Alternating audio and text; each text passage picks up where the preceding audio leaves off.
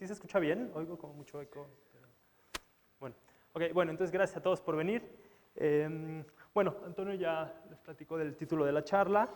Y bueno, digamos, lo que motiva esta charla son este tipo de preguntas. ¿Es completa la mecánica cuántica? ¿Es local? ¿Qué representa la función de onda? ¿Representa algo objetivo allá afuera en el mundo? ¿O representa mera información que un observador tiene sobre la teoría? Perdón, sobre el sistema.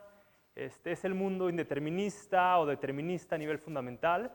Y bueno, estas son preguntas que a menudo se discuten en los pasillos de los departamentos de física en el mundo y que sin duda generan controversia, ¿no? Levantan pasiones. Y me parece, sin embargo, que a menudo este tipo de preguntas se discuten con estándares de rigor y precisión decepcionantemente bajos, ¿no? Hay estas discusiones de pasillo y no hay como reglas claras en las discusiones, etc. Y bueno, lo que quiero hoy argumentar y lo que les quiero platicar es que existen herramientas que nos permiten tener estas discusiones de una manera mucho más objetiva y clara, ¿no? Y en particular los llamados teoremas de imposibilidad, son varios teoremas que ha desarrollado gente a lo largo de los años, gente que trabaja en fundamentos de la cuántica. Estos teoremas nos van a permitir atacar estas preguntas con mucho mayor claridad. ¿Okay? Entonces, ¿cuál es el plan de la charla? Simplemente platicarles de estos teoremas y, sobre todo, tratar de aclarar varias confusiones muy comunes con respecto a estos teoremas. Entonces, ¿de qué vamos a hablar? Vamos a empezar con el teorema de Cohen-Specker. Luego vamos a hablar un poco de EPR, un poquito, porque va a ser útil para luego hablar del teorema de Bell.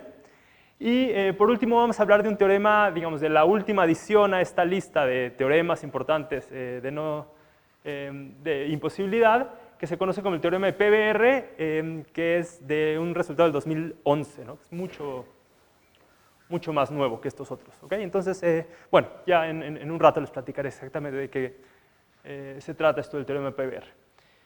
Bueno, entonces empecemos con el teorema de Cohen-Specker, ¿no? Y con la idea general de las teorías de variables ocultas. Entonces, bueno, ¿es posible o no construir una teoría de variables ocultas? Y seguramente han escuchado, todo el mundo sabe, digo así como un poco siendo irónico, que desde 1932 von Neumann demostró que no era posible construir una teoría de variables ocultas, ¿no? Pero bueno, ¿realmente se puede demostrar esto o no?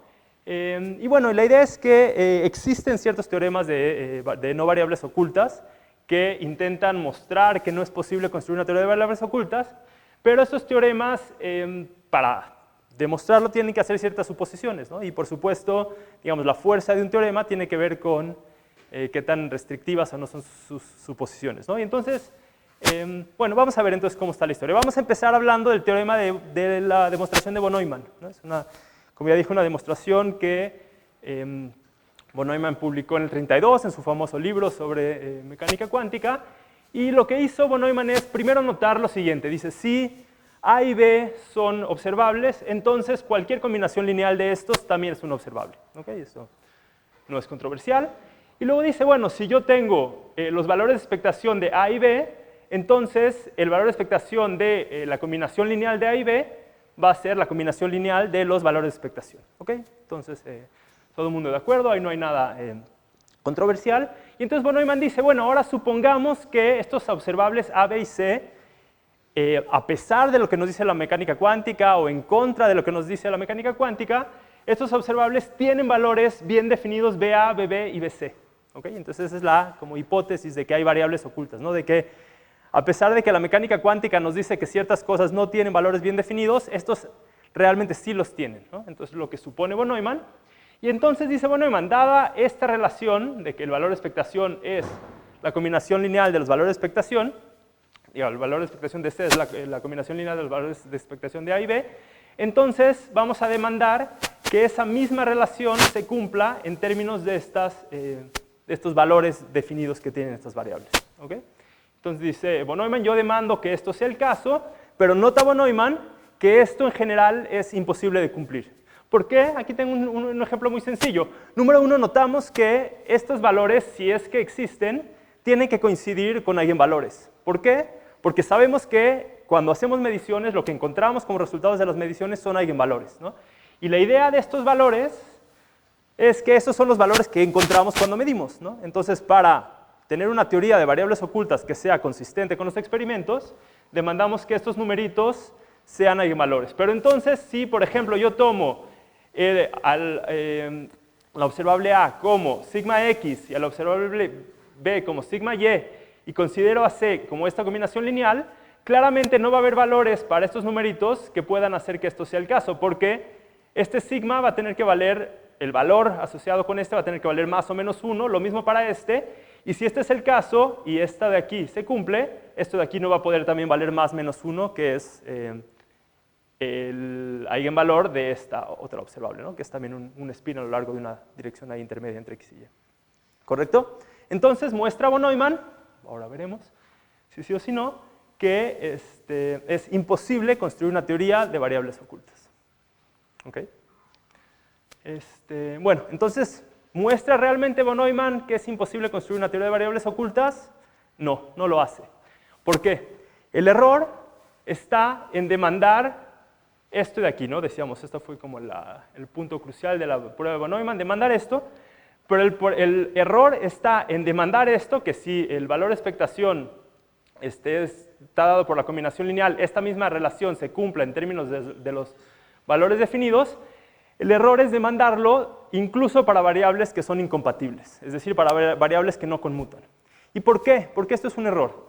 Porque, en realidad, si yo quiero experimentalmente, por ejemplo, corroborar que esto es el caso, yo no puedo ir y hacer un solo experimento. Yo en realidad tendría que hacer una serie de experimentos, sobre todo porque A y B no conmutan, ¿no? Entonces yo no podría en el mismo experimento medir A y B y corroborar si realmente eso me da lo mismo que medir C directamente, ¿no? Y entonces, en realidad lo que pasa es que lo que uno debe demandar es que algo así se cumpla en promedio para las variables ocultas, ¿no? Pero no es necesario demandar que se cumpla directamente en términos de los valores adquiridos. De nuevo, sobre todo porque es imposible hacer un solo experimento en donde yo pueda medir a la vez este valor y este valor, ¿no? Porque estas observables no conmutan. ¿Ok? Entonces, la idea es la siguiente. Si yo resulta que tengo dos observables que sí conmutan, A y B, yo sin duda tengo que demandar algo de este tipo, ¿no? Porque yo puedo ir y medir en el experimento estas dos cosas a la vez y corroborar si esta ecuación se cumple o no. Y sabemos que cuando vamos y medimos observables que conmutan, lo que obtenemos es un conjunto de eigenvalores como compartidos, ¿no? Que son eigenvalores a la vez de todos estos observables. Y entonces, algo así debe demandarse para variables que conmutan. Pero von Neumann fue demasiado lejos demandando esto incluso para variables que no conmutan, ¿no? Y entonces no es como sorprendente si demandó algo que es no razonable, que haya llegado a la conclusión de que es imposible construir una teoría que tenga esas características. Bueno, y entonces, sí. Si las variables conmutan, mi teoría de variables ocultas necesariamente debe satisfacer eso o no es necesario. Bueno, esa es una suposición, ahora vamos a ver qué pasa si uno demanda eso, pero al menos me parece que esa es una demanda razonable. Sí. Vamos a ver que no. Bueno, ahora llegaremos a eso. Sí. Entonces, en esta teoría de variables ocultas tú estás tomando como válido postulados de la cuántica, o sea que hay observables o hechos que hay observables que no conmutan, por ejemplo. Eso, Sí. Estas teorías de variables ocultas son teorías construidas como de alguna manera encima de la mecánica cuántica. Entonces son teorías que, número uno, asumen que todos los operadores hermitianos son observables y que si un par de ellos no conmutan, entonces no podemos medirlos a la vez, ¿no? Y también, digamos, el otro componente que también demandan, que eso me parece... Estos dos quizás serían cuestionables. Lo que sí demandan y que me parece razonable es que esos valores necesariamente coincidan con eigenvalores, porque de eso sí tenemos evidencia experimental. ¿Correcto? Bueno, ok, entonces... justo, digamos, en el sentido de la pregunta de Daniel, ahora vamos a ver qué pasa si uno demanda esto solamente para variables que sí conmutan, ¿no? Y lo que vamos a ver es que si uno lo hace, uno puede construir un teorema de variables ocultas, pero en realidad este teorema no descarta las teorías de variables ocultas, simplemente descarta a teorías que tienen como ciertas características, no solamente pone restricciones sobre las teorías de variables ocultas. ¿Ok? Bueno, entonces, dado todo lo anterior, toda la discusión que ya tuvimos, las siguientes me parecen unas suposiciones razonables para demandarle una teoría de variables ocultas. Número 1, vamos a demandar que toda propiedad tenga en todo momento valores definidos. Entonces, para toda operador hermitiano en el espacio de Hilbert, ahí viene la parte que nos estamos, digamos, seguimos dentro de un esquema de mecánica cuántica en cierto sentido, simplemente lo estamos ampliando, pero no es tirar la mecánica cuántica a la basura y construir algo completamente nuevo. Entonces decimos, para toda observable existe un numerito que es el valor que esa observable tiene en todo momento, y como ya dijimos, estos valores deben coincidir con eigenvalores. Y número 2, vamos a demandar que relaciones funcionales entre operadores que conmutan también deben cumplirse para los valores correspondientes, ¿no? Y entonces, si yo tengo cualquier relación funcional entre los observables A, B y C, donde estos operadores conmutan, entonces voy a demandar que esto también sea el caso para los valores. ¿Ok? Bueno.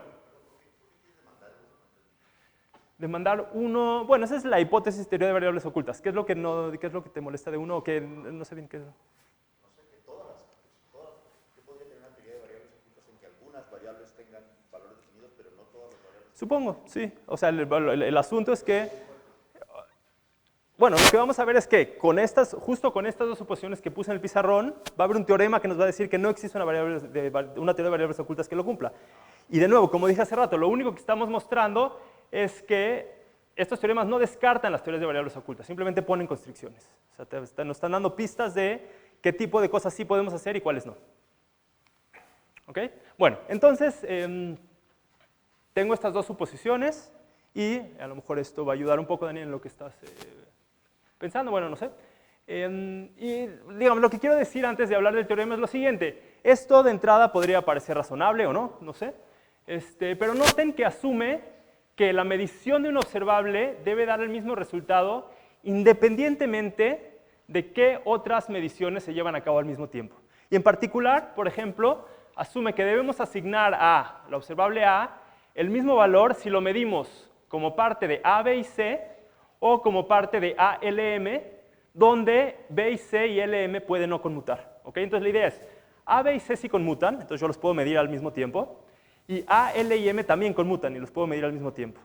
Y lo que estamos demandando al pedir esto de aquí es que el resultado que obtengamos para A en este experimento coincida con el resultado que obtenemos para A en este otro experimento, incluso si B y C y L y M no conmutan. ¿Okay? Entonces eso está implícito en lo que pedimos hace rato. A esta suposición se le conoce como no contextualidad. ¿Okay? Entonces, básicamente la idea de no contextualidad es demandar que el resultado de un experimento o el valor obtenido al realizar un experimento no dependa del método que utilizamos para medir ese observable. ¿Okay? Entonces, si yo mido un observable con el aparato A o mido la misma observable pero con el aparato B, no contextualidad demanda que yo obtenga el mismo resultado en ambos casos. ¿Okay? Esa es una suposición que está detrás de lo que demandan estas dos condiciones. ¿Okay? Bueno, resulta que, dadas estas suposiciones, es posible mostrar un teorema de no variables ocultas. Sí. Esto que estás diciendo es para sistemas cuánticos con relaciones de conmutación, o también puede haber anticonmutación. Mira, todo este trabajo tradicionalmente se ha desarrollado en un contexto de mecánica cuántica no relativista. Generalizaciones a campos, ese tipo de cosas, podremos discutirlo, pero de entrada todos esos son teoremas que es demasiado, o sea, ya tenemos suficientes problemas en el contexto no relativista, vamos a tratar de ver ahí qué pasa y ya luego nos iremos a otro tipo de contextos, ¿no? Entonces, de entrada solamente estoy pensando en cosas que no conmutan. Bueno, y entonces, decía, dada esta suposición, es posible probar un teorema. Este es el famoso, bueno, no sé si famoso o no, pero es el teorema de Cohen-Specker. Por cierto, hay cierto debate sobre quién encontró primero este teorema. Hay un artículo de Bell, que ahora hablaremos de Bell bastante al rato, donde demuestra esto, y ese artículo es anterior al de Cohen y Specker, pero parece que Cohen en realidad demostró la cosa todavía antes, pero no la publicó. Entonces, hay gente que le llama el teorema de Cohen-Specker-Bell. no sé, el nombre, digamos, más común es el teorema de Cohen-Specker. ¿Y qué es lo que dice el teorema? Dice lo siguiente: para todo espacio de Hilbert de dimensión mayor o igual a 3, las siguientes condiciones son contradictorias, o sea, no puedo tener al mismo tiempo estas dos cosas. Número 1, definitividad de valores, es decir, todas las propiedades tienen en todo momento valores definidos. Y número 2, constricción de valores, es decir, si tengo operadores que conmutan, todas las relaciones funcionales entre ellos se cumplen en términos de los valores definidos. ¿Okay? Entonces es posible mostrar que estas dos cosas no pueden ir juntas a la vez. No voy a presentarles aquí la demostración original de Cohen y Specker. Es engorrosa, digamos, tampoco, o sea, se puede seguir, se puede entender, pero tiene algunos pasos ahí un poco técnicos. En vez de eso les voy a mostrar una prueba que descubrió Mermin unos años después, que es un poco más restrictiva porque solamente es para espacios de Hilbert de dimensión 4 o mayores, pero es muy fácil de entender y ver qué está pasando, entonces es de la que les voy a platicar. Entonces lo que dice Mermin es lo siguiente: consideremos las siguientes 9 observables de dos partículas de spin 1 medio, ¿no? Entonces tenemos dos partículas de spin 1 medio, tenemos espacio de Hilbert de 4 dimensiones, y tenemos aquí, por ejemplo, el spin a lo largo de la partícula 1 a lo largo de x, el spin de la partícula 2 a lo largo de x, etc. Y lo que nota Mermin es lo siguiente: dicen, de estas 9 observables, número 1, cada conjunto de 3 en cada fila o columna de esta tabla son mutuamente conmutativas, ¿no? Entonces, por ejemplo, esta claramente conmuta con esta y estas dos claramente conmuta con esta otra. Digamos, si hacen todas las posibles combinaciones, ven que esto es el caso. Las no triviales son esta de aquí y esta de acá, pero se cumplen en virtud de las propiedades de las matrices de Pauli. Entonces, número 1, cada fila y cada columna tiene 3 operadores que conmutan entre sí. Y entonces, dada esta cosa de constricción de valores, deberíamos de asignar valores a estas 3, por ejemplo, a esta y esta y esta, de tal manera que esos 3 valores cumplan la misma relación funcional que cumplen estos 3 operadores. ¿Okay? Entonces, por lo pronto, sabemos que tenemos que asignar valores a cada uno de los elementos de esta tablita. Y lo siguiente que nota Mermin es que de todas estas filas y columnas, el producto de todos los operadores, de todos, o sea, de cada fila y de cada columna, el producto es 1, excepto por la columna de la derecha, en donde el producto es menos 1. ¿Okay? Entonces, de nuevo, esto es algo que podrían simplemente verificar, que es el caso. Por ejemplo, el de aquí, de nuevo, es fácil verlo, ¿no? Porque voy a tener sigma 1x al cuadrado, que es la unidad, y lo mismo para y entonces esto da 1. Y, de nuevo, la que quizás no es trivial es esta de aquí, pero resulta que el resultado es menos 1.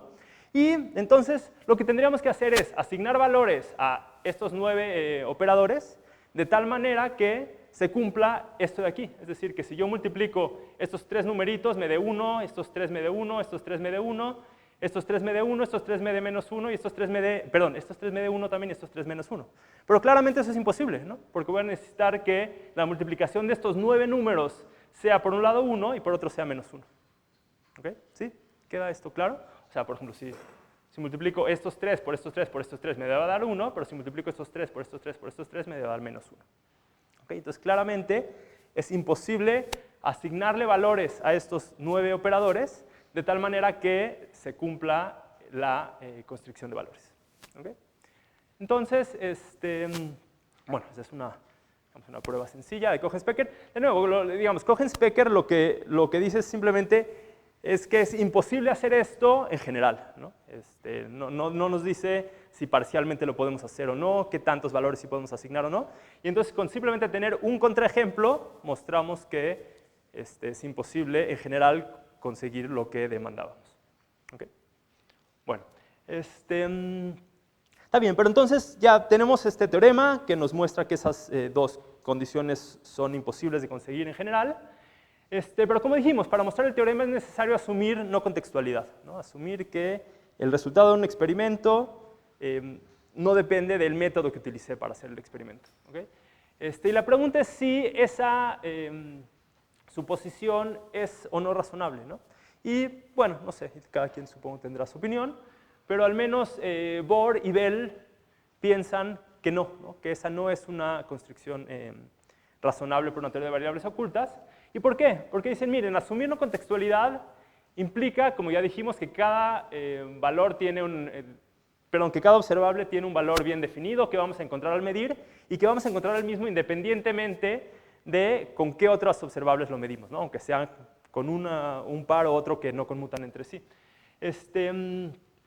Pero como resulta que esas observables adicionales no conmutan entre sí, en realidad vamos a necesitar arreglos experimentales distintos en cada uno de los experimentos, ¿no?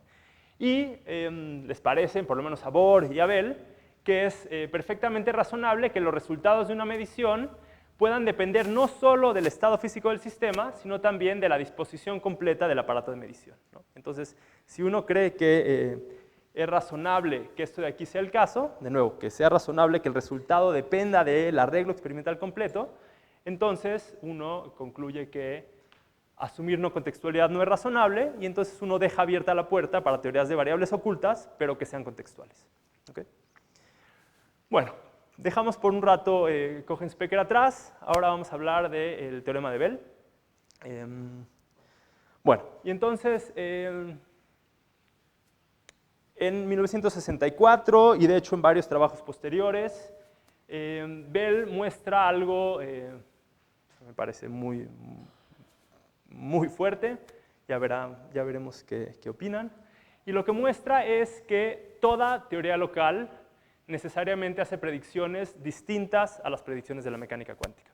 ¿Okay? Después, unos años más tarde, Alan Aspect, entre varios otros, y digamos, no es nada más en los 80, sino desde entonces hasta la fecha se han hecho muchísimos experimentos, y estos experimentos muestran que los resultados del tipo de experimentos que Bell considera coinciden con las predicciones cuánticas, ¿no? Y entonces, me parece a mí, bueno, ya varios, que de esto se sigue que el mundo es no local, ¿no? Es decir, si toda teoría local hace predicciones distintas a lo que de hecho vemos en los experimentos, entonces concluimos que el mundo es no local. ¿Okay? Bueno, y entonces lo que voy a hacer ahora por un rato es tratar de exponer el trabajo de Bell y sobre todo tratar de, como decía al principio, ¿no? de aclarar varios malentendidos muy comunes entre los físicos sobre exactamente qué es lo que muestra el trabajo de Bell, ¿no? Pero antes de hablar de Bell, resulta que es muy útil revisar primero el trabajo de EPR, ¿no? De hecho, el artículo original de Bell del 64 se llama On the Einstein-Podolsky-Rosen Paradox, ¿no? Entonces, directamente Bell relaciona su trabajo con el trabajo de EPR. Entonces, es útil primero repasar un poco qué es lo que nos dice EPR. Por cierto, también otro comentario, decía, Bell introdujo el teorema en el 64 y también puse en trabajos posteriores, y en trabajos posteriores no solamente regresó al mismo trabajo, sino que lo generalizó. Y entonces, la versión del teorema de Bell de la que les voy a platicar hoy aquí, no es la versión del artículo del 64, es de trabajos posteriores, que es una versión mucho más fuerte, es más poderosa, ¿okay? Porque básicamente tiene que asumir menos para probar lo mismo, ¿no? Y entonces es más fuerte el resultado. Ok, bueno, entonces hablemos un poco sobre EPR. Y entonces, digamos, la pregunta central del artículo de EPR, bueno, por supuesto, este artículo de EPR es un artículo del 35, muy famoso. Y la pregunta central, la pregunta que motiva el artículo es si la mecánica cuántica es o no una teoría completa, ¿no? Y entonces, bueno, para poder responder a esa pregunta, primero es necesario definir cómo uno va a determinar o cómo va a entender si una teoría es o no completa. Y entonces, para hacerlo, el artículo provee el siguiente criterio, entonces al que voy a llamar COM, y dice lo siguiente: básicamente una teoría es completa si todo elemento de realidad tiene una contraparte en la teoría, ¿no? Entonces, digamos, la intuición es que los elementos de realidad son las cosas objetivas que están allá afuera en el mundo. Ahora hablaremos un poco más de eso. Y lo que dice esta noción de completez es, bueno, una teoría va a ser completa si para todo lo que existe allá afuera en el mundo la teoría va a tener una contraparte, ¿no? Algún tipo de representarla o de contenerla. ¿Okay? Bueno, pero por supuesto, para poder utilizar esta noción de completez, es necesario decir algo sobre qué diablos son estos elementos de realidad, ¿no? ¿Qué son estas cosas que están allá afuera en el mundo? Y entonces, para eso, EPR nos da una condición que es suficiente pero no necesaria. Es decir, con esta condición vamos a poder detectar algunos elementos de realidad, ¿no? Pero no pretenden que podamos detectar todos, ¿no? Y dado esto, a ver, entonces, antes de avanzar, déjenme más decir esto. EPR, bueno, me parece que tienen claro que es muy difícil o quizás imposible demostrar que una teoría es completa. Porque para hacerlo tendríamos que tener una lista completa de los elementos de realidad, ¿no? Y, digamos, más allá de tener una visión desde el punto de vista de Dios, no me queda claro cómo alguien podría tener esta lista completa, ¿no? Digamos, siempre puede haber algo que se nos está escapando, ¿no? Que a la teoría más refinada de la física se le esté escapando algo que hay afuera en la naturaleza. Pero lo que sí es posible, por supuesto, es mostrar que una teoría es incompleta. Para hacerlo, lo único que tenemos que hacer es detectar algún elemento de realidad y mostrar que esta teoría no lo contiene, ¿okay? Entonces, mucho más fácil demostrar que una teoría es incompleta que demostrar que una es completa, ¿no? Y entonces lo que trata de hacer EPR es mostrar que la mecánica cuántica es incompleta. ¿Okay? Bueno, y entonces, dicho todo eso, ¿cómo le hace EPR para detectar algunos elementos de realidad, ¿no? ¿Cuál es este criterio suficiente, una condición suficiente para detectar elementos de realidad? Pues esta famosa frase que dice lo siguiente: si sin perturbar un sistema podemos predecir con certeza el valor de una cantidad física, entonces existe un elemento de realidad correspondiente a dicha cantidad física, ¿no? Entonces, ¿cuál es la intuición? Bueno, si yo de alguna manera puedo hacer una predicción con certeza sobre cierto elemento de la naturaleza y lo puedo hacer un chorro de veces y al hacerlo no tengo que perturbar el sistema, entonces de alguna manera, digamos, la conclusión más razonable es que realmente estoy hablando de algo que es objetivo, que está allá afuera en la naturaleza, ¿no? Porque yo puedo una y otra vez hacer esta predicción y la voy a hacer con certeza y siempre va a jalar, ¿no? ¿Sale? Entonces, de nuevo, ¿cuál va a ser el procedimiento para mostrar que la mecánica cuántica es incompleta? Es detectar algún elemento de realidad y mostrar que ese no está contenido en la teoría, ¿no? Entonces sería suficiente para mostrar que la teoría es incompleta. ¿Sí? ¿Cómo sabemos cuándo realmente no perturbamos el sistema? Eso va a ser crucial en la siguiente diapositiva. No sé cómo sabemos en general, pero ahora va a haber un criterio muy claro. ¿Okay? Bueno, y entonces, ahora les voy a presentar el argumento de EPR, pero va a ser una versión simplificada. En realidad hay todo un debate si Einstein en particular quedó satisfecho con la última versión del artículo. Parece que no, que lo escribió Podolsky. De hecho, la redacción es bastante mala con respecto al inglés, tiene errores gramaticales. Y entonces, esto, no sé, si quieren, digamos, una manera fuerte de ponerlo es el argumento que a Einstein realmente le hubiera gustado que aparezca en el artículo. Esto es demasiado fuerte quizás, hay debate al respecto, pero al menos sí es un argumento que me parece a mí que es completamente sólido, ¿no? Entonces, si no lo quieren llamar EPR, llámenlo EPR estrella o como ustedes quieran, pero es un argumento sólido que va en las líneas de lo que EPR que se quería mostrar. ¿Ok? Entonces, ¿en qué consiste este argumento? Bueno, tomemos dos electrones en un estado, en un singulete, y mandemos a un electrón a la región A y a otro a la región B con separación tipo espacio por estas dos regiones. Y supongamos que vamos y medimos el spin en A y encontramos arriba. ¿Okay? Entonces hacemos esto. Y entonces, ahora, dado este criterio de elemento de realidad, y esta es la parte importante que tiene que ver con lo que preguntaba Daniel, asumiendo localidad, donde por localidad voy a entender algo así como si las regiones A y B tienen separación tipo espacio, entonces eventos en A no pueden influir en eventos en B. Entonces, puedo concluir que existe un elemento de realidad con respecto al valor del spin en B. ¿Okay? ¿Por qué? Decíamos, bueno, hay un elemento de realidad con respecto a algo si yo puedo hacer una predicción con certeza sin perturbar al sistema. Y entonces, ¿qué es lo que estamos haciendo aquí para hacer esa predicción? Estamos llevando llevando a cabo una medición en la región A. Pero si el mundo realmente es local, si esto de aquí se cumple, entonces necesariamente lo que sea que hayamos hecho en A no pudo haber perturbado lo que sea que sucede en B.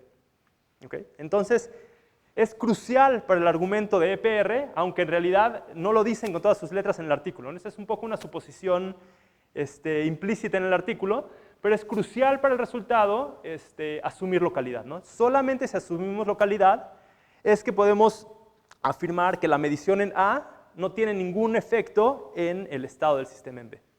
¿Ok? Bueno, y entonces, de nuevo, tengo este singulete, mido en A, encuentro arriba. Dado el criterio de elemento de realidad y asumiendo localidad, concluyo que existe un elemento de realidad con respecto al valor del spin en B. ¿Ok? Bueno, pero resulta que este elemento de realidad, es decir, el valor del spin en B, claramente no está contenido en el estado cuántico, ¿no? Si yo tengo este estado cuántico, este es tal que yo lo que sé es que el spin total es 0, pero según la mecánica cuántica, este estado es tal que ninguna de las dos partículas tiene un spin bien definido. ¿Okay? Entonces, llegó a la conclusión de que existe un elemento de realidad, el valor del spin en B, que no está contenido en la descripción cuántica, por lo tanto, la descripción cuántica es incompleta. ¿Okay? Bueno, entonces, sí. Pues fuera que si dices que todo esto es mecánica cuántica no relativista, en principio podrás permitir una influencia superlumínica. Entonces, aunque estén separados, sean eventos de tipo espacio, deberían poder influenciarse. Sí, supongo que hay aquí como un poco un híbrido, ¿no? Estamos haciendo... Lo que pasa es, sí, digamos, esta noción de localidad sí asume un espacio-tiempo relativista. Si no tuviera tal cosa, supongo que sí podría pensar que al momento de medir hay una influencia que, digamos, es local, pero es tan rápida como yo quiera.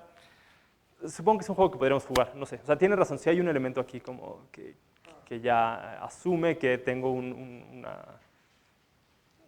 espacio relativo. Esto es una reducción al régimen no relativista de una teoría que Sí, sí, sí.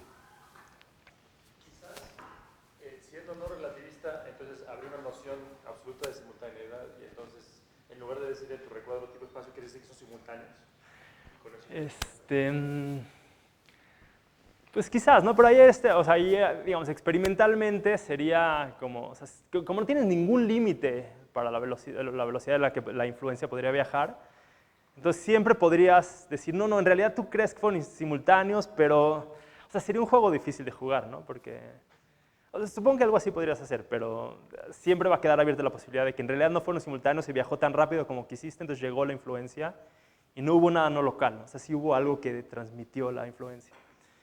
Bueno, pero sí, creo que más bien, digamos, como dice Daniel, ahora sí estamos pensando ya en un mundo relativista y esta es como a lo que, digamos, cualquier teoría relativista va a tener que incluir cosas que se parecen mucho a esta descripción no relativista, ¿no? Algo así como un singulete.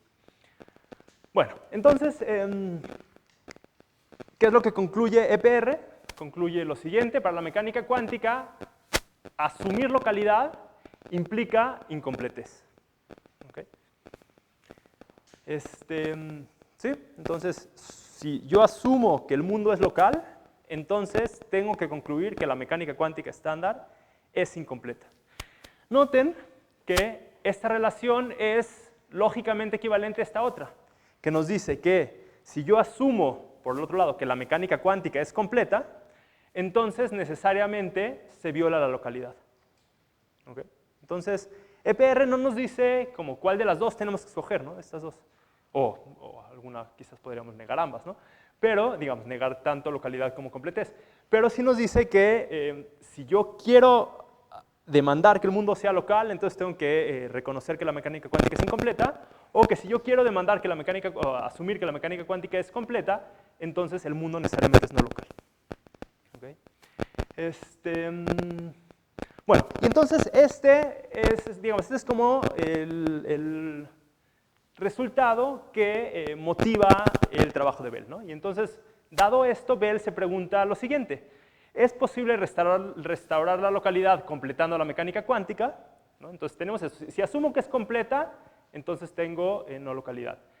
Podré completar esta de tal manera que restauro la localidad, y lo que Bell muestra es que no, que yo no puedo ponerle cosas extras a la mecánica cuántica de tal manera que yo tenga una teoría que sea local, ¿no? Y que sea consistente con los experimentos. ¿Okay? Entonces, bueno, ahora sí vamos a hablar del teorema de Bell. Bueno, y entonces lo primero que tiene que hacer Bell es decirnos qué entiende por localidad, ¿no? Nos tiene que dar un criterio para determinar si una teoría es local o no. Y entonces Bell lo hace de la siguiente manera, ¿no? Entonces el criterio que utiliza para caracterizar las teorías locales. Y entonces la idea es la siguiente: tengo dos regiones con separación tipo espacio, la 1 y la 3. Entonces tengo sus conos pasados de luz, y tengo además una región, la región 2, que, digamos, cubre por completo el cono pasado de luz de la región 1. ¿Okay? Y entonces Bell caracteriza las teorías locales de la siguiente manera. Dice, si yo tengo una teoría que es tal que, dado C2. ¿Y qué entiendo por C2? Es una descripción completa de lo que ocurre en la región 2. Entonces, si yo tengo, o sea, sé absolutamente todo lo que ocurre en esta región y quiero con esto hacer una predicción para lo que ocurre en la región 1, entonces la probabilidad de que ocurra un evento G1 dado C2, dice Bell, en una teoría local, esa probabilidad tiene que ser igual a la misma probabilidad donde ahora, además de conocer todo lo que ocurre en la región 2, también sé lo que ocurre en la región 3. ¿Okay? Entonces, no sé si mi explicación fue muy clara, pero creo que la intuición es muy clara, ¿no? O sea, la idea es, si la teoría es local y yo sé todo lo que ocurre aquí adentro, cualquier cosa que ocurra acá afuera no me va a permitir mejorar mis predicciones, ¿no? No va a tener ninguna influencia en qué es lo que ocurre aquí. ¿Ok? Nada más una nota rápida, noten que, dada esta noción de localidad, es fácil ver que la mecánica cuántica estándar es no local. ¿Por qué? Supongamos que tenemos el singulete del que hablábamos hace rato, y entonces, digamos, C2 correspondería a saber cuál es el estado cuántico del sistema, es decir, tengo un singulete, y ahora yo quiero hacer la predicción de qué spin voy a encontrar para la partícula 1 aquí arriba, pero por supuesto, si yo ahora me entero que la partícula 2 salió con spin arriba, yo con eso sin duda puedo mejorar la predicción que voy a hacer acá adentro, ¿no? Entonces, en la mecánica cuántica estándar, incluso si tengo el estado completo del sistema acá, enterarme de qué sucede aquí sí me permite mejorar mis predicciones. Pero en la mecánica cuántica estándar, el estado completo, lo que tú llamarías C2, que es el singulete, incluye regiones que van más allá. Sí, hay aquí una sutileza, déjame, bueno, si quieren hablo rápido de esto. En realidad, o sea, lo que dice Daniel tiene razón. O sea, en cómo puse aquí yo la noción, esta C2 es una región, digamos, limitada a simplemente eclipsar el cono pasado de luz de aquí, ¿no? Y en mecánica cuántica, el estado en realidad es un objeto no local, ¿no? Yo tendría que darlo en una región espaciotemporal infinita. Pero en realidad, cuando yo hago eso, si en vez de dar el estado aquí, lo doy en la región completa, lo que estoy haciendo básicamente es, a ver, lo voy a poner así. Si yo relajo el criterio de esa manera, ahora habrá teorías no locales que van a cumplir con esto. Es decir, mi criterio va a detectar a todas las teorías locales y algunas no locales las va a diagnosticar como locales. ¿Correcto? Pero eso no es problemático, porque, digamos, esto lo que está haciendo es, digamos, el teorema lo vamos a probar con esto. Y lo que vamos a probar con el teorema es que ninguna teoría local y quizás algunas locales hacen ciertas predicciones.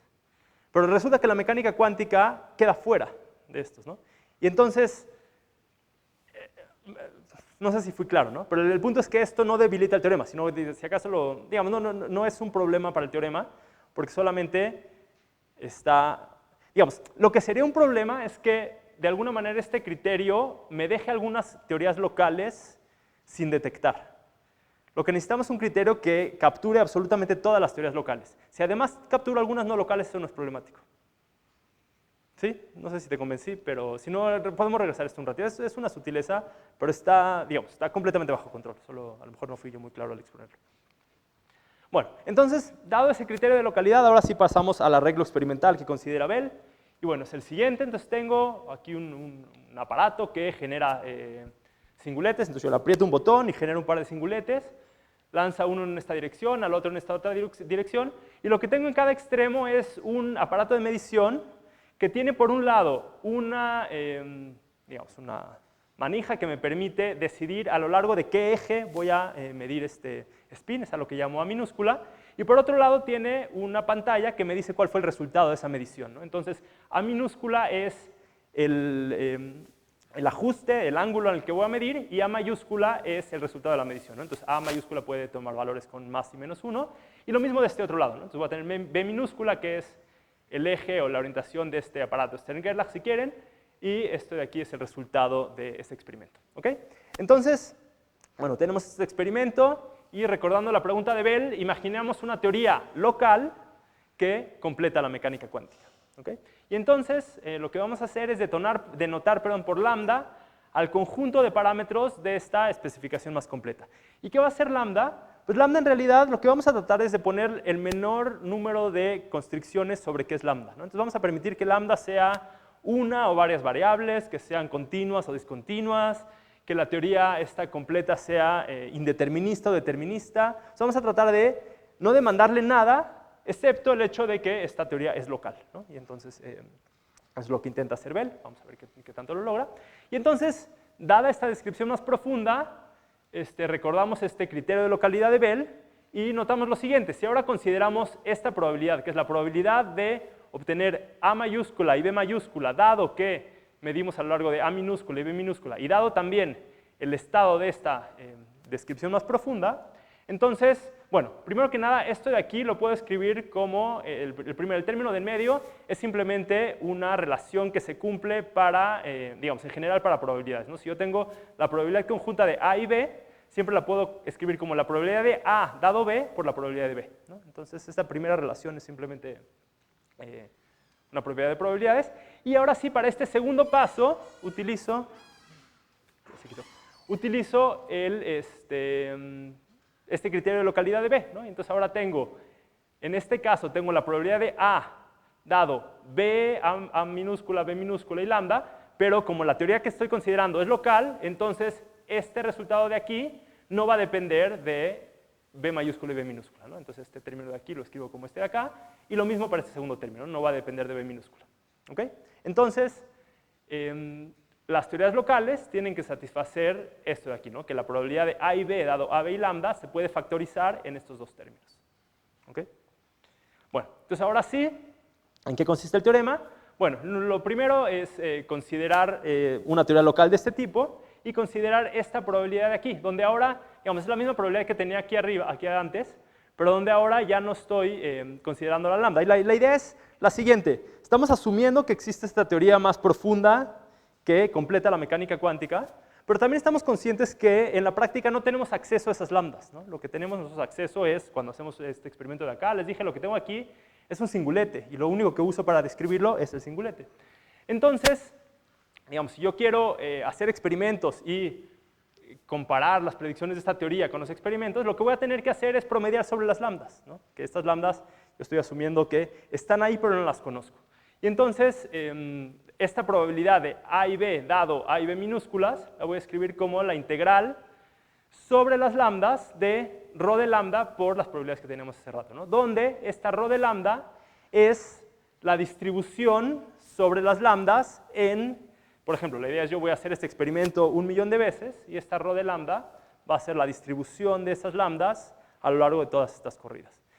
Una nota, no me quiero meter mucho en este asunto, pero bueno, es importante mencionarlo, es que en este punto, y bueno, va a ser necesario para poder demostrar el teorema, estamos asumiendo que esta rho de lambda no depende de A y B. ¿Qué significa eso? Lo que estamos diciendo es que el estado del sistema que yo preparo es independiente de los arreglos, digamos, del setting de los experimentos que yo voy a realizar, ¿no? Entonces, de nuevo, para mostrar el teorema tenemos que asumir que de alguna manera tenemos como libertad para escoger cualquier dirección para medir el spin y que esto no tiene ninguna relación con el estado del sistema lambda. ¿Okay? Uno podría negar o cuestionar esta suposición de aquí. Bueno, entonces, número uno, como ya dije, esta suposición es necesaria para probar el teorema, ¿no? En realidad el teorema tiene dos suposiciones centrales. Una es localidad, que ya la vimos, y otra es esto, que tiene varios nombres, pues se le conoce como measurement independence, ¿no? Como independencia de la medición. Y la verdad es que, digamos, el consenso, creo yo, es que no es razonable negar esta suposición. ¿Por qué? La idea, a ver, de nuevo no me quiero meter mucho, pero la idea es la siguiente. Negar esto de aquí asume que existe una relación entre el estado que yo preparo acá y lo que de hecho voy a medir allá, ¿no? Pero hay un chorro de métodos distintos que yo podría utilizar para decidir qué medir, ¿no? Puedo, por ejemplo, hacerlo de manera aleatoria, ¿no? O sea, tirar bueno, de manera aleatoria, si quieren, clásica, ¿no? Tirar un par de dados, o incluso cuántica, ¿no? Podría tener algún experimento cuántico que determine qué es lo que voy a medir. O podría decidir qué medir, por ejemplo, revisando, de hecho se han hecho experimentos de este tipo, revisando cuáles son los trending topics en Twitter y con eso de alguna manera decidir qué es lo que voy a medir, ¿no? O también se han hecho experimentos en donde se se reciben fotones del CMB y con respecto a, digamos, de acuerdo a la polarización de los fotones recibidos, se decide qué medir, ¿no? Y entonces negar esto de acá tendría que implicar que, de alguna manera, esos spins, esos fotones que venían están enredados con el estado del sistema que yo estoy preparando en mi laboratorio, y en realidad uno termina en una teoría de conspiración masiva, ¿no? Para poder explicar este tipo de cosas. Y el asunto es el siguiente, es que suposiciones perfectamente análogas a esto de aquí se hacen en todos los experimentos que hemos hecho en la historia de la ciencia. ¿Okay? Entonces, si quieres, uno podría darle la vuelta al teorema de Bell, ahorita hablamos un poquito del teorema, negando esto de aquí, pero entonces si lo hace, también tendría que tirar a la basura absolutamente todos los experimentos que hemos hecho en la historia de la humanidad, ¿no? Entonces, me parece poco razonable. Bueno, no quiero hablar mucho más de esto ahora, si tienen preguntas hablamos al rato, pero bueno, entonces, ahora sí, dado que podemos escribir una probabilidad de una teoría local y asumiendo measurement independence de esta manera, lo que Bell muestra, bueno, de hecho en esta versión no mostró Bell, pero no importa, es que se cumple esta relación de aquí, donde este objeto E a B es el valor de expectación del producto de A y B. ¿Okay? Entonces, Bell muestra toda teoría local que satisface esto de aquí, debe satisfacer esta desigualdad. ¿Okay? Sin embargo, podemos irnos a la mecánica cuántica y en la mecánica cuántica tenemos una predicción para este valor de expectación que seguramente sabrán.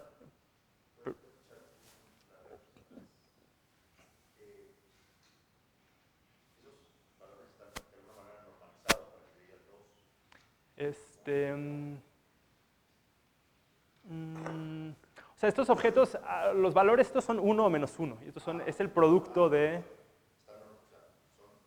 Sí, sí, bueno, sí, eso lo había dicho desde aquí, ¿no? Es más o menos 1. ¿Ok? Bueno, entonces, esta es, de acuerdo con Bell, la predicción que hace cualquier teoría cuántica tiene que satisfacer esto, pero resulta que esta es la predicción de la mecánica cuántica, y entonces si, por ejemplo, tomamos estos valores para los ángulos, es fácil ver que esta combinación nos da 2 por raíz de 2, ¿no? Que claramente es mayor que 2.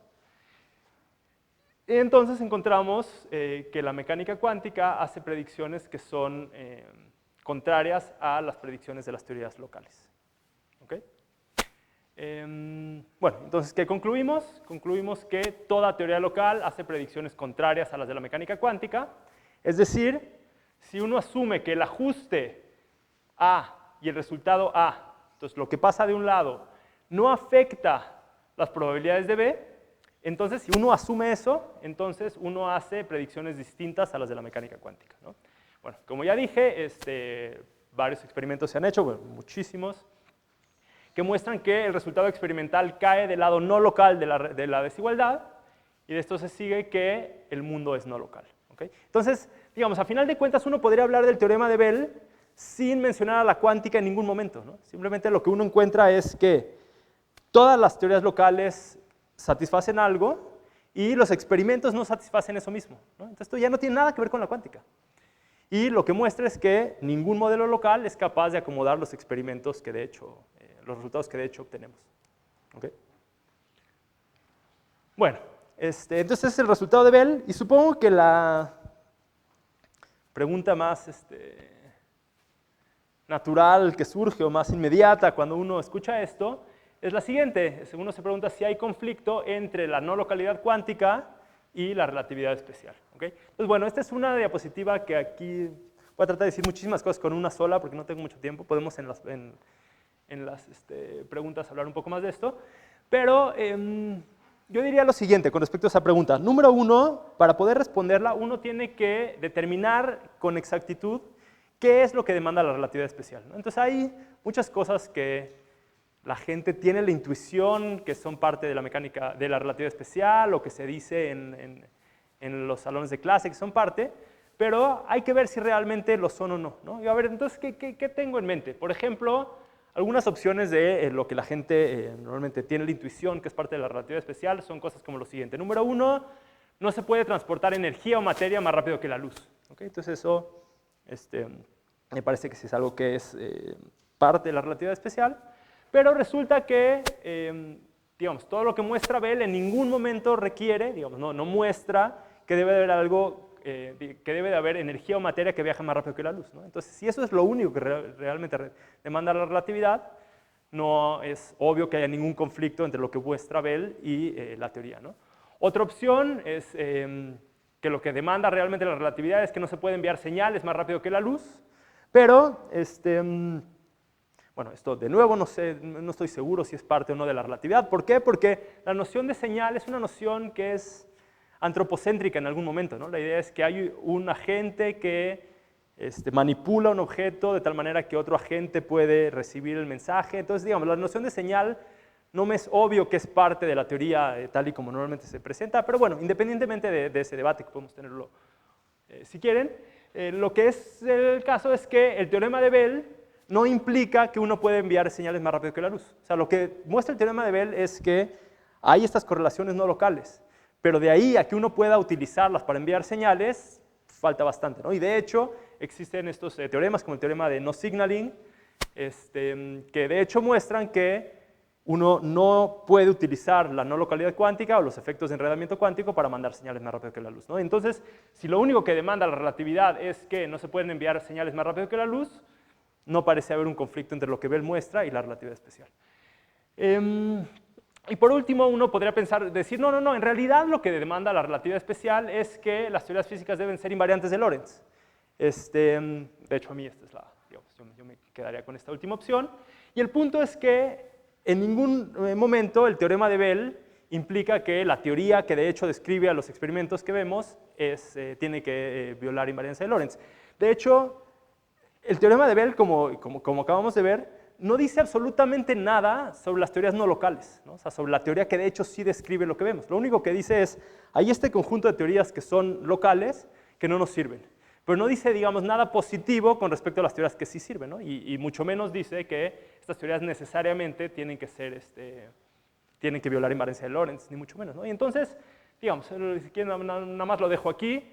En realidad, al menos no parece haber un conflicto explícito entre lo que muestra Bell y la relatividad, ¿no? Entonces, digamos, creo yo queda abierta la puerta para construir una teoría que sea no local, pero sea invariante de Lorentz.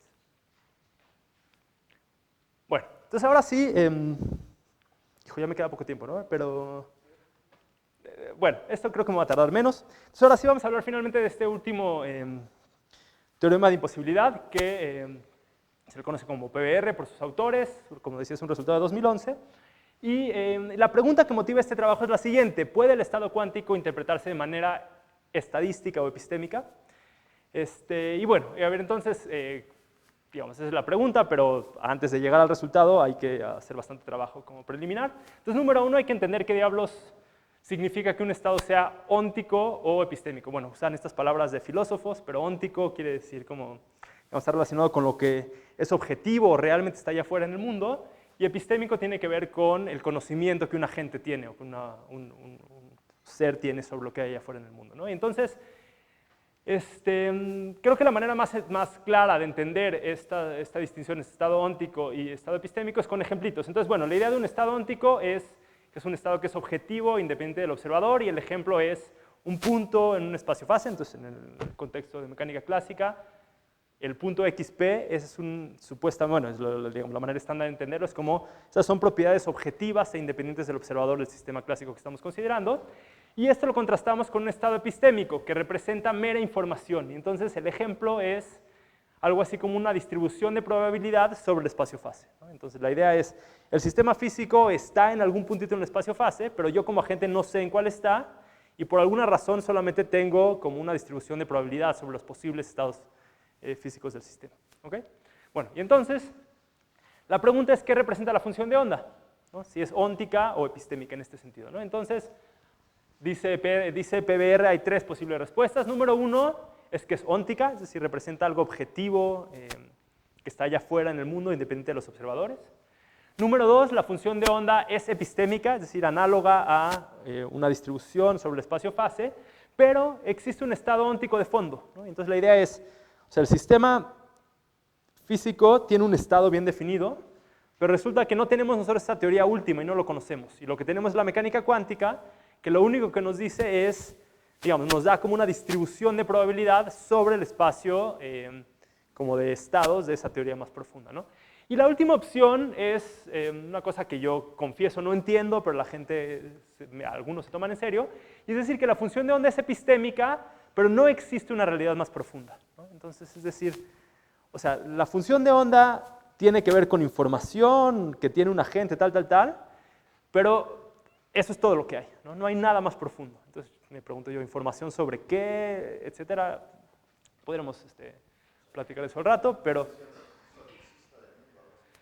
algo así, no sé. Hay interpretaciones de este tipo, ¿no? Por ejemplo, esto que se llaman Cubism, Quantum Bayesianism, que tiene esta...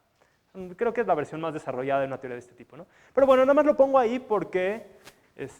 bueno, ahorita van a ver por qué, ¿no? Pero digamos, nada más para... Ok, bueno, y entonces... el otro elemento que utiliza, además de esta distinción PBR, es este esquema de modelos ónticos, ¿no? Que en realidad está motivado en Bell. Es como una formalización de lo que hizo Bell en su teorema un poco. Bueno, entonces, ¿en qué consiste? Consiste en lo siguiente, ¿no? Entonces, bueno, de entrada esta opción, digamos, la opción 3 no la vamos a considerar, ¿no? Y en realidad, o sea, a final de cuentas, el teorema no va a poder descartar opciones de este tipo, porque de entrada ya las vamos a descartar, ¿no? Vamos a asumir que hay un estado óntico de fondo, ¿no? Entonces, dejamos a 3 de lado, y ahora sí nos vamos a este esquema de modelos ónticos, y la idea es la siguiente: dado un sistema físico, vamos a asumir que existe un espacio de estados ónticos, lambda, que es análogo al espacio-fase, ¿no? Entonces, tengo un sistema físico y existe tal cosa como el espacio de estados de ese sistema físico. Y la idea es que en todo momento el sistema va a tener un estado lambda minúscula que pertenece a este espacio de estados que determina sus propiedades. Y la idea es que si yo preparo un sistema en el estado psi, entonces lo que realmente sucede es que el sistema se prepara en alguna lambda escogida de acuerdo a una distribución de probabilidad mu que está asociada con esta psi. ¿Okay? Entonces la idea es, este es mi espacio de estados, lambda es el estado físico del sistema, y lo que me da psi es una distribución de probabilidad sobre los estados que me dice qué tan probable es que el estado sea uno u otro. Noten, esto es muy importante, que todo este esquema incluye a la mecánica cuántica estándar como un caso particular, ¿no? Y la idea es, en ese caso, entonces este espacio de estados es un espacio de Hilbert, el estado es un rayo en ese espacio de Hilbert, y esta distribución de probabilidad es una delta. ¿Okay? Entonces, aunque parece que estoy aquí ya casándome con la idea de que la mecánica cuántica no es completa o no está en el espacio, digamos, el estado óntico no es la función de onda, en realidad no es el caso. O sea, estoy dejando a ese como un caso particular de todo esto. ¿Okay? Bueno, ahora, queremos que esta teoría que estamos imaginando sea capaz de hacer predicciones, ¿no? Entonces, esta teoría tiene este objeto, que es el que nos permite calcular probabilidades. Entonces, la idea es que este xi mk de lambda es la probabilidad de obtener el resultado k si mido m, dado que el estado es lambda. ¿Okay? Entonces, el objeto que me permite, dado el estado físico del sistema, hacer predicciones de qué es lo que voy a observar. Y, por supuesto, estas son probabilidades, entonces tienen que estar normalizadas. ¿Okay? Luego, como decía yo hace rato, cuando hablábamos de Bell, muchas veces, o bueno, de hecho no, siempre, al menos por ahora, no tenemos acceso a directamente estas lambdas. A lo que tenemos acceso es al estado cuántico. Entonces, dado que yo voy a medir k y lo que sé no es lambda, sino el estado psi, entonces puedo usar este objeto de acá para calcular las probabilidades, ¿no? Simplemente tengo que promediar sobre las lambdas, dado esta distribución de probabilidad, ¿no? Que es la asociada con psi. Y lo que vamos a demandar de todos estos modelos ónticos es que reproduzcan las probabilidades cuánticas, porque sabemos que la cuántica es una teoría que hace predicciones precisas, ¿no? Entonces, a todos estos modelos ónticos les vamos a demandar esto de aquí, ¿no? O sea, esta es la regla de Born, la predicción que hace la mecánica cuántica para obtener el resultado K de esta medición, y esto demandamos que se escriba de esta manera. ¿Okay? Bueno, ahora viene como la parte clave del teorema, bueno, de los preliminares del teorema, y es lo siguiente. Dice en PBR, consideremos una teoría que por alguna razón restringe los estados epistémicos a que sean estados sin traslape, ¿no? Entonces la idea es, yo tengo una teoría que de alguna manera me permite hablar de estados epistémicos, pero estos estados epistémicos, como el caso de acá arriba, necesariamente no tienen traslape. ¿Okay? Y entonces dice PBR, dice, si este es el caso, entonces en realidad es mucho más razonable decir que esta distribución de probabilidad y la función de onda relacionada sean una propiedad del estado y no, perdón, una propiedad del sistema y no algo así como la representación de nuestro conocimiento sobre el sistema. ¿Okay? Entonces la intuición es la siguiente. O sea, si no hay traslape entre los estados epistémicos o entre estas distribuciones de probabilidad, si yo te doy el estado lambda, yo puedo determinar unívocamente la función de onda. Y entonces, si dado el estado óntico te puedo decir cuál es la función de onda, entonces de alguna manera esa función de onda es una propiedad del sistema y no tiene nada que ver con la información que un agente tiene sobre el sistema, ¿no? Si tuviera que ver con la información, entonces al mismo lambda le podrían corresponder diferentes funciones de onda, que es el caso de acá abajo, ¿no? O sea, en este caso de acá, si yo tengo que el lambda es yo todavía no sé cuál es la función de onda. Y entonces ahí es mucho más razonable asumir que la función de onda es epistémica, ¿no? Que tiene que ver con qué tanto sé yo o sabe alguien sobre el estado del sistema. ¿Ok?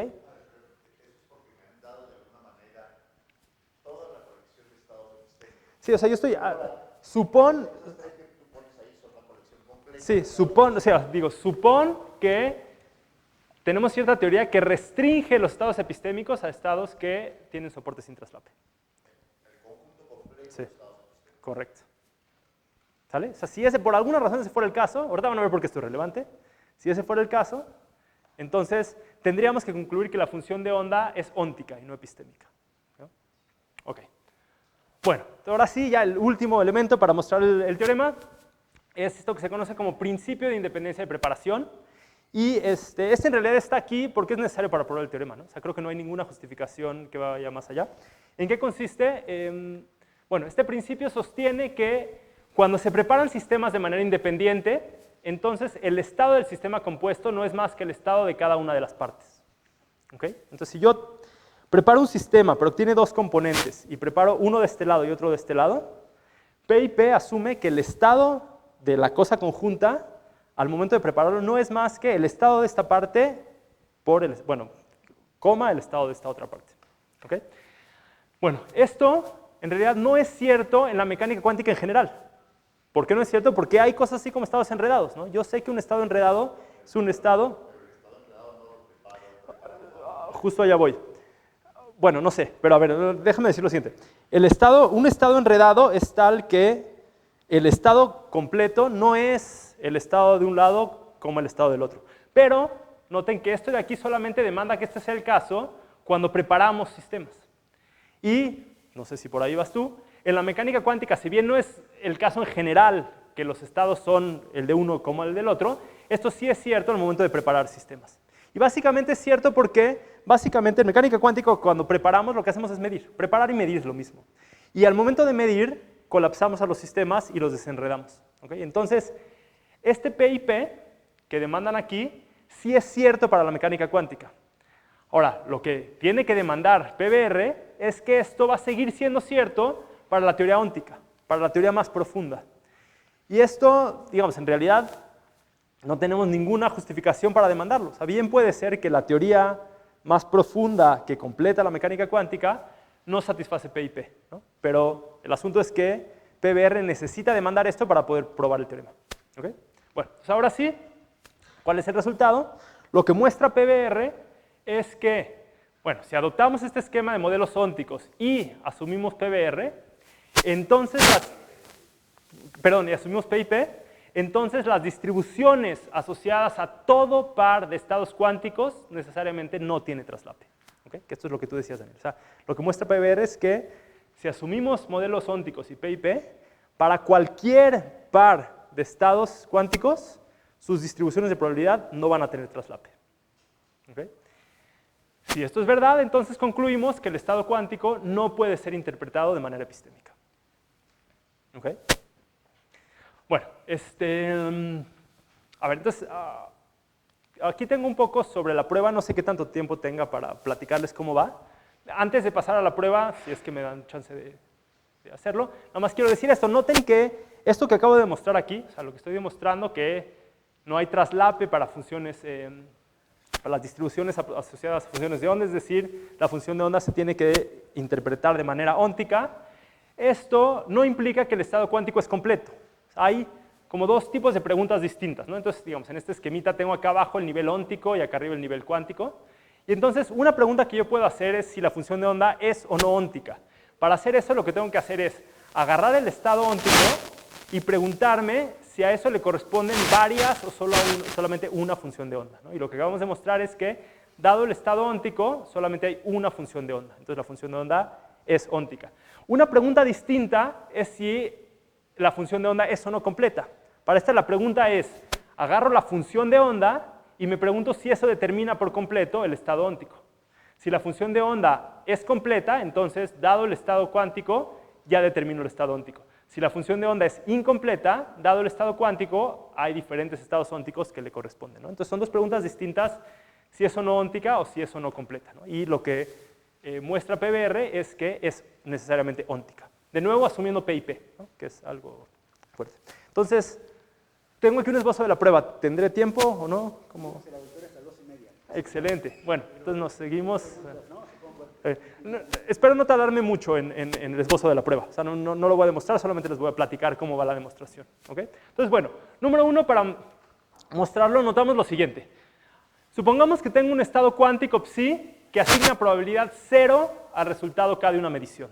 ¿Okay? Entonces, si ese es el caso, entonces, para toda lambda en el soporte de esta distribución de probabilidad, tengo que tener esta predicción.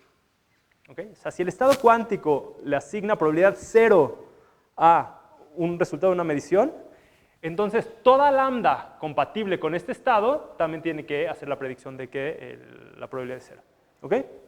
Bueno, ok, entonces ahora sí, vamos a ver cómo se muestra la prueba, pero vamos a irnos por pasos. Lo primero que vamos a mostrar es que si yo tomo dos estados que son ortogonales, entonces sus distribuciones de probabilidad no tienen traslape. ¿Ok? Entonces empezamos por el caso más sencillo. Tenemos que mostrar esto para todo par de estados, pero empezamos con dos estados que son ortogonales. ¿Okay? Entonces, bueno, considero dos estados ortogonales y considero la medición de las propiedades asociadas a estos dos estados, ¿no? Digamos, esos dos estados ortogonales son eigenvectores de algún operador, considero la medición de esa observable. Y noto lo siguiente, que para el primero de los estados, digamos, la medición de las propiedades asociadas a dicha base asigna probabilidad 0 al primer estado para el primer resultado y probabilidad 0 al segundo estado para el segundo resultado. O bueno, si quieren lo podemos cambiar, ¿no? El punto es, digamos, tengo una partícula spin arriba, la probabilidad de encontrar spin abajo es 0. Tengo una partícula spin abajo, la probabilidad de encontrar spin arriba es 0. ¿Sí? Ok. ¿Sale? Entonces, tengo esta situación, ¿no? Donde tengo una medición y a cada uno de los estados le corresponde probabilidad 0 para uno de los resultados. Bueno, entonces ahora supongamos que existe una lambda en el soporte de ambas distribuciones, ¿no? Entonces tengo estos dos estados ortogonales, a cada uno le corresponde una distribución, y supongo que existe una lambda en el traslape. Bueno, pero entonces por esto que mostré acá arriba, debo tener que la probabilidad de encontrar el primer resultado dado esa lambda es 0, y lo mismo para el segundo, ¿no? Porque la lambda está en el traslape. Pero para toda lambda, en cualquiera de estas dos distribuciones, tiene que dar la probabilidad 0 para la medición 1 o para la medición 2. ¿Sí? Entonces, estas xis tienen que cumplir con esto de acá. Pero esto contradice la normalización, ¿no? La suma tiene que satisfacer 1. Entonces, no es cierto que existe una lambda que está en el traslape. ¿Ok? Bueno, entonces la demostración, eso es lo que vamos ahora a reproducir de manera un poco más compleja, ¿no? Pero esa es la base de la demostración. Entonces ahora pasemos al siguiente caso, que es dos estados tales que su producto interno da 1 sobre raíz de 2. ¿Okay? Entonces, tenemos este caso en particular. Y bueno, entonces existe una base ortonormal, 0, 1, tal que podemos escribir a psi1 como 0 y a psi2 como esta combinación. Es fácil de ver. Y ahora consideramos estados de dos partículas, donde podemos formar los siguientes 4 estados complejos, ¿no? Vemos que aquí ahora, bueno, ahorita más adelante voy a decir cómo entra lo de P y P. Ahora lo que vamos a considerar es aparatos que construyen a sistemas ya sea psi1 o psi2, y ahora voy a generar uno aquí y otro acá, y voy a considerar el estado conjunto de estas dos partículas. Bueno, ok, entonces tenemos estos estados de dos partículas, tenemos estos 4 estados que vamos a considerar, y ahora lo que hacemos es construir una base, estos psi1, 2, 3, 4, que justamente van a satisfacer lo que necesitamos, es decir, esta base es tal que el primer estado es ortogonal a esto de aquí, entonces tiene probabilidad 0 de darme el resultado 1 si estoy en el estado 1. El estado 2, o sea, me refiero a estos 4 estados, ¿no? El 1, 2, 3 y 4. O sea, estos 4 son ortogonales a este y este. ¿Okay? Entonces, justo tenemos la situación que teníamos antes. Tenemos una medición de tal manera que de estos 4 resultados, cada uno me da probabilidad 0 para uno de los posibles resultados. ¿Ok? Y entonces, ahora sí tenemos que asumir P y P. O sea, lo que hacemos es asumir que, como decía, yo tengo un aparato que genera Psi1 o Psi2 y otro que te genera Psi1 o Psi2. Y ahora genero un sistema de dos partículas que es, por ejemplo, el Psi1, Psi1. Y asumo que el estado de eso no es más que la lambda de este lado como la lambda de este otro lado. Y entonces ahora, ya, bueno, no sé qué tanto más voy a poder decir, pero simplemente digo, si asumo que existe una lambda en el traslape de estas dos distribuciones, las dos distribuciones de Psi1 y Psi2, entonces usando básicamente el mismo argumento que mostré hace rato, llego a la conclusión de que no hay traslape entre las distribuciones de Psi1 y Psi2. ¿Ok? Bueno, no sé si me fui muy rápido, ahorita me preguntan. Y bueno, ahora ya cuál es el último paso de la prueba. Lo que muestra PBR es que dado cualquier par de estados arbitrarios, o sea, pueden tener el producto interno que uno quiera, existe un n tal que para estados de n partículas, o sea, igual que aquí lo hicimos para 2, lo puedes hacer ahora para n, y con esas n partículas puedes construir exactamente la medición que uno requiere. Es decir, una base de un sistema de n partículas donde para cada uno de los elementos va a haber probabilidad 0 para alguno de los resultados. ¿Okay? Y entonces, de nuevo, asumiendo P y P, uno puede mostrar que sí, bueno, básicamente que si asume que hay una lambda que está en el traslape, entonces llega una contradicción. ¿Okay? Entonces, concluimos que las distribuciones de probabilidad asociadas a todo par de estados cuánticos son tales que no tienen traslape. Por lo tanto, descartamos una interpretación epistémica de la función de onda. ¿Okay? Como decía hace rato, digamos, opciones que rechazan la existencia de estados ónticos de fondo siguen siendo viables en el sentido de que PBR no los descarta. Habrá que ver si si es posible hacer sentido de ese tipo de esquemas, ¿no? Pero PBR dice, si yo asumo que hay tal cosa como el estado físico de un sistema independiente del observador, entonces, y si asumo P y P, entonces el estado cuántico lo tengo que interpretar de manera óntica. Es decir, de alguna manera representa información, perdón, no información, representa algo objetivo que está allá afuera, ¿no? Que es independiente del observador. Bueno, entonces, brevísimas conclusiones. En vez de concluir, lo que voy a hacer es hablarles brevemente de la formulación de onda piloto. ¿Y por qué? Bueno, número uno, porque esta formulación de onda piloto, desarrollada primero por de Broglie y luego redescubierta y desarrollada aún más por Bohm, es la que motivó a Bell a hacer muchísimo el trabajo que hizo en Fundamentos. ¿Por qué? Porque Bell había escuchado que existía la prueba de von Neumann y de repente se topó con esto de Bohm y dijo, algo está mal, o sea, que hay un contraejemplo a la prueba de von Neumann, ¿no? Entonces fue Bell el que regresó y encontró el error en la prueba de von Neumann y en ese mismo artículo es donde les digo que probó el análogo de Cohen-Specker, ¿no? Y, digamos, paralelamente, también lo que notó, ahorita voy a hablar un poquito de eso, es que esta era, si bien era una teoría de variables ocultas, que era un contraejemplo a lo de von Neumann, era explícitamente no local. Y entonces también esto motivó su pregunta de, ¿será posible construir una teoría de variables ocultas distinta, pero que restaure la localidad? Entonces por eso construyó también su teorema, ¿no? Entonces, bueno, ¿en qué consiste rápidamente la formulación de onda piloto? Bueno, asume en pensar que la función de onda no lo es todo, sino que si yo tengo, por ejemplo, un sistema de n partículas no relativistas, para describir el estado, además de dar la función de onda, tengo que dar las posiciones de estas partículas. Se asume que las partículas siempre tienen posiciones bien definidas. Y la dinámica tiene dos ecuaciones. Por un lado tengo la ecuación de Schrödinger, que se asume que es válida siempre, en todo momento, no hay colapsos ni cosas por el estilo. Y por otro lado tengo lo que se conoce como la ecuación guía, que lo que nos dice es cuál es la velocidad de la késima partícula en función de este objeto, ¿no? Que tiene que ver con la función de onda. Y es una teoría que es empíricamente equivalente a la mecánica cuántica estándar. ¿Y por qué la uso como ejemplo para terminar esto? No es porque yo necesariamente piense que esta es la teoría...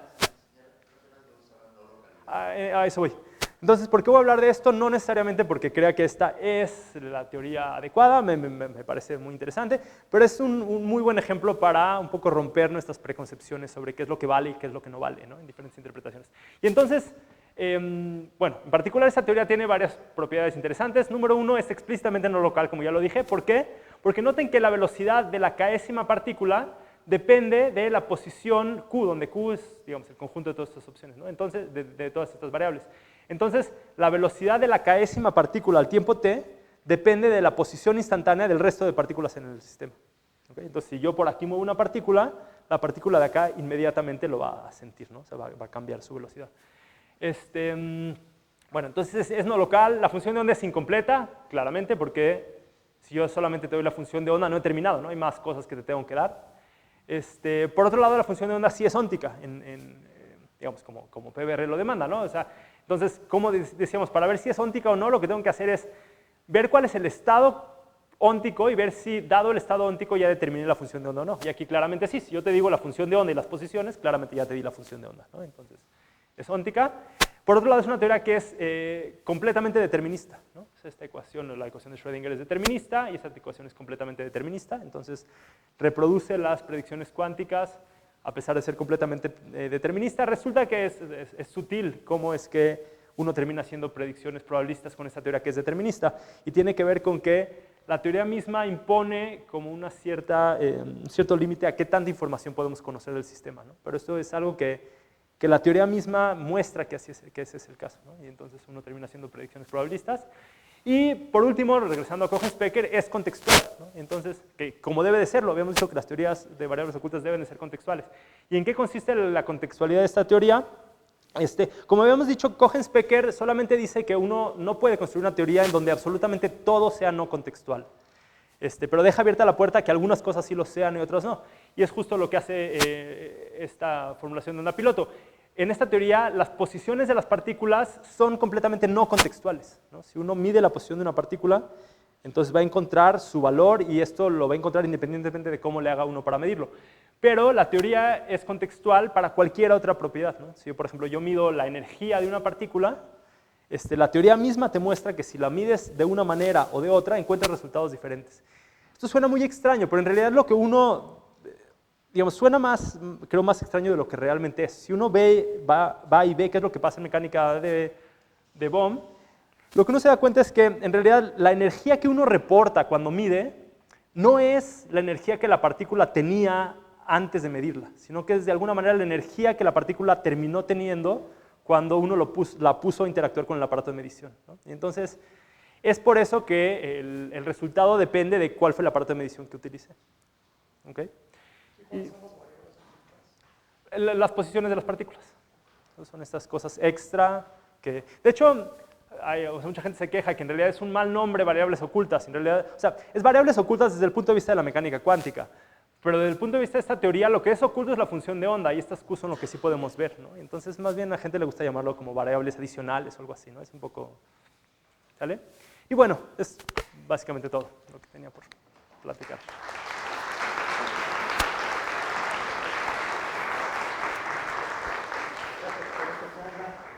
No tenemos mucho tiempo. Si hay alguna pregunta urgente, la tomamos. Si no, los invito a continuar la discusión en el café. ¿Sí? Tenemos café y donas aquí afuera. Pueden abordar Elías y continuar la discusión. ¿Hay alguna pregunta urgente que quieran hacer ahora? Ok. Si no, bueno, pasemos al café y continuamos ahí la discusión. Muchas gracias. Gracias.